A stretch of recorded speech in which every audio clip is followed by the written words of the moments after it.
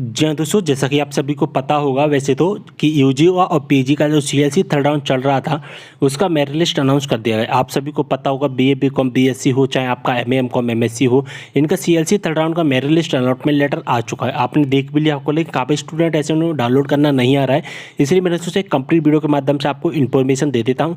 और जिन स्टूडेंट का कॉलेज में नाम नहीं आया उन्हें क्या करना है, ठीक है, जिनका नाम आ गया है उन्हें आगे क्या करना है, एडमिशन प्रोसेस क्या रहने वाला है, सीएलसी थर्ड राउंड का पूरी जानकारी मैं आपको अच्छे से समझा देता हूँ।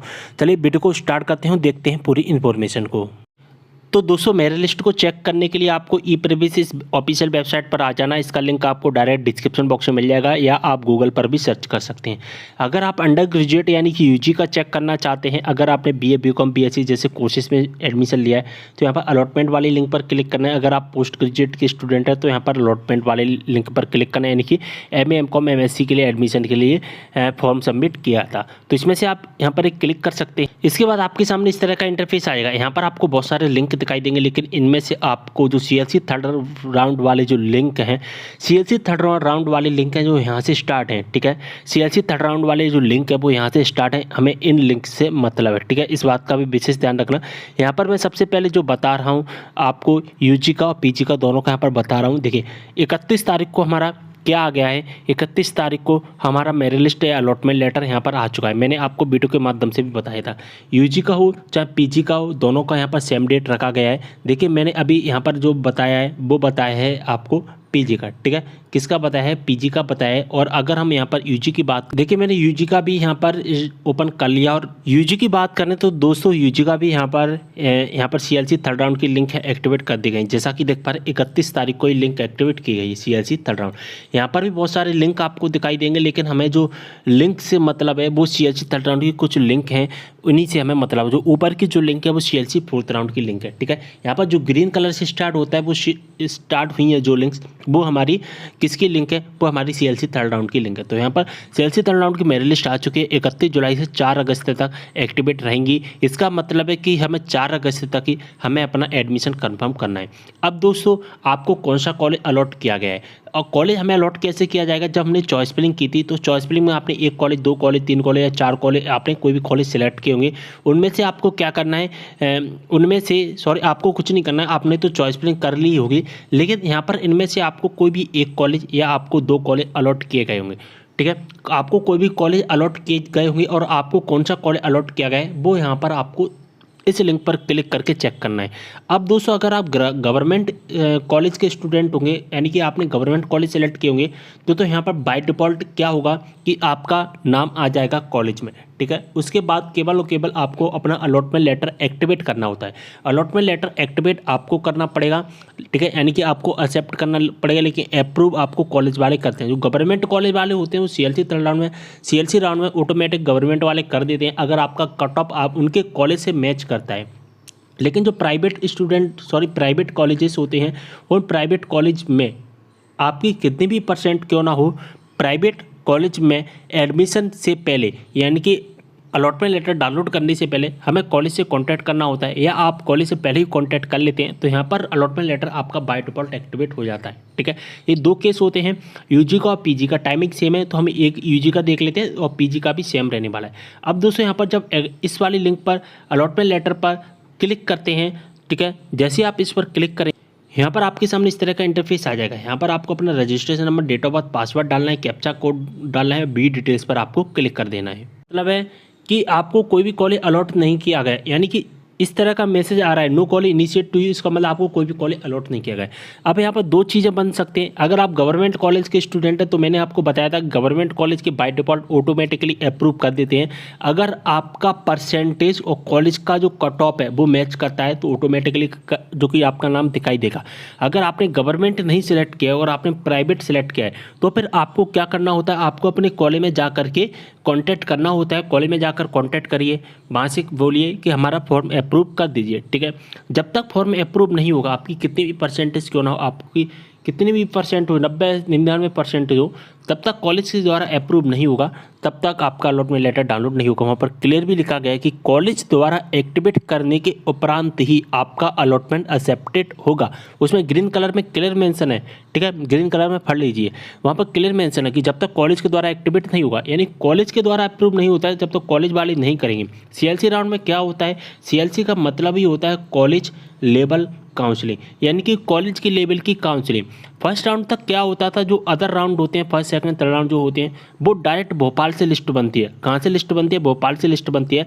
लेकिन जो सीएलसी के जितने भी राउंड होते हैं, चाहे फर्स्ट हो, सेकंड हो, थर्ड हो, फोर्थ हो, सभी में यही कंडीशन लागू होती है कि जब तक कॉलेज के द्वारा आपका अलॉटमेंट एक्टिवेट नहीं किया जाएगा, ठीक है, कॉलेज के द्वारा जब तक आपका अलॉटमेंट एक्टिवेट नहीं किया जाएगा तब तक आप अपना अलॉटमेंट लेटर डाउनलोड नहीं कर पाएंगे, ठीक है। अब जब दोस्तों आपका कॉलेज के द्वारा अलॉटमेंट एक्टिवेट कर दिया जाता है तो एक्टिवेट होने के बाद में हमें अपना अलॉटमेंट एक्सेप्ट करना पड़ता है। अब दोस्तों हमारा एक्टिवेट हो जाता है, एक्टिवेट होने के बाद हमारे सामने इस तरह का इंटरफेस आता है और यहाँ पर दोस्तों नीचे आना है हमें, ठीक है। और जैसे हम नीचे आते हैं हमें जो भी कॉलेज अलॉट होता है, यानी कि हमें जो भी कॉलेज अलॉट किया जाता है उस कॉलेज का नाम यहाँ पर हमें दिखाई दे जाता है, ठीक है। अब हमें क्या करना होता है, यहाँ पर जो एक्शन बटन दिखाई दे रहा है इस एक्शन बटन पर हमें क्लिक करना होता है, ठीक है। और आपको जो भी कॉलेज अलॉट किया जाता है उस कॉलेज के नाम भी यहाँ पर आपको दिखाई दे जाते हैं।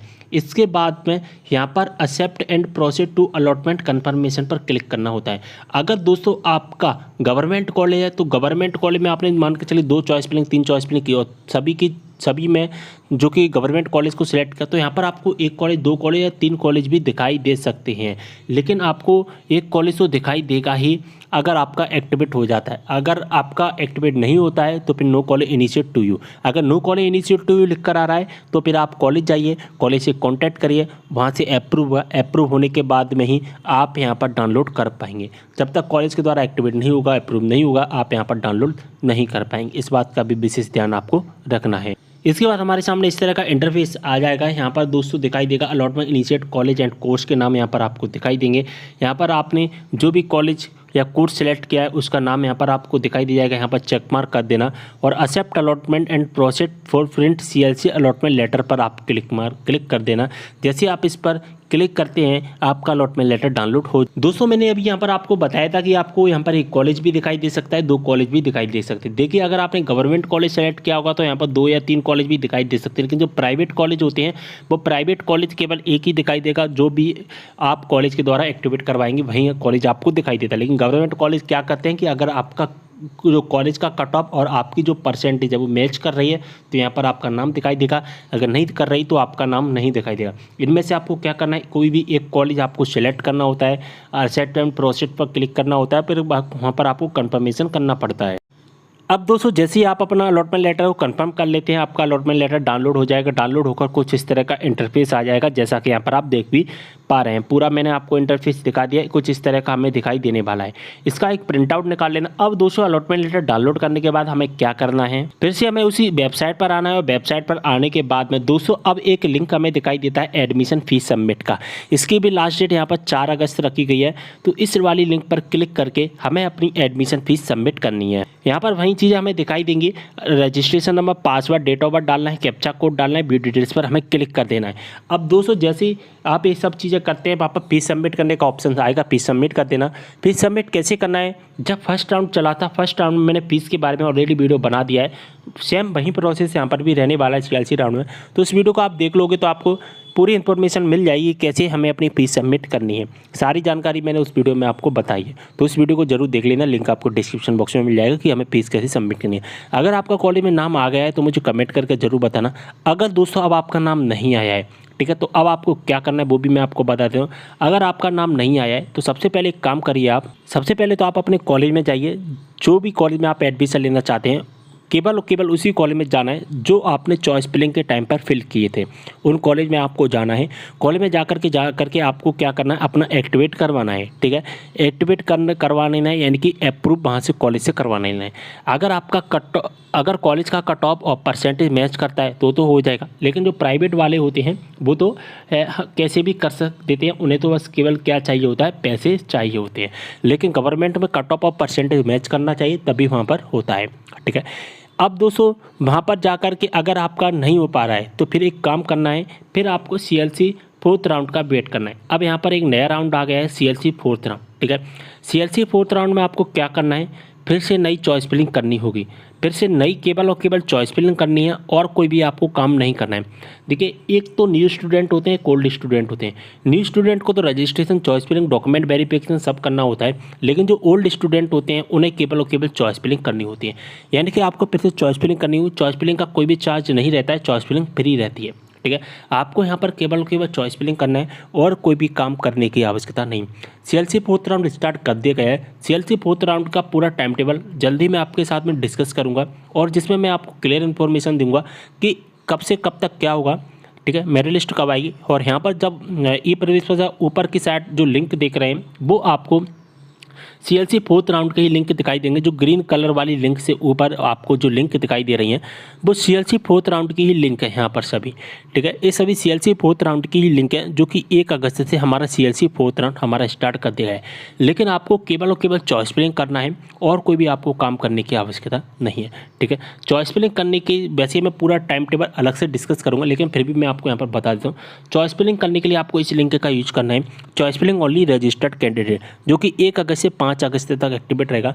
इस लिंक पर क्लिक करके आप अपनी चॉइस फिलिंग कर लेना। अगर यहाँ पर आपको कोई भी कॉलेज अलॉट नहीं होता है 4 अगस्त तक देख लीजिए, कॉलेज में बात कर लीजिए, अगर हो जाए तो अच्छी बात है, अगर नहीं हो रहा है तो फिर जो लास्ट डेट 5 अगस्त है, 5 अगस्त को आप अपनी चॉइस फिलिंग कर लेना। ओके, सारी जानकारी समझ में आ गई है। वीडियो को शेयर कर देना है। मिलता अगली वीडियो में एक और जानकारी के साथ, तब तक के लिए बाय।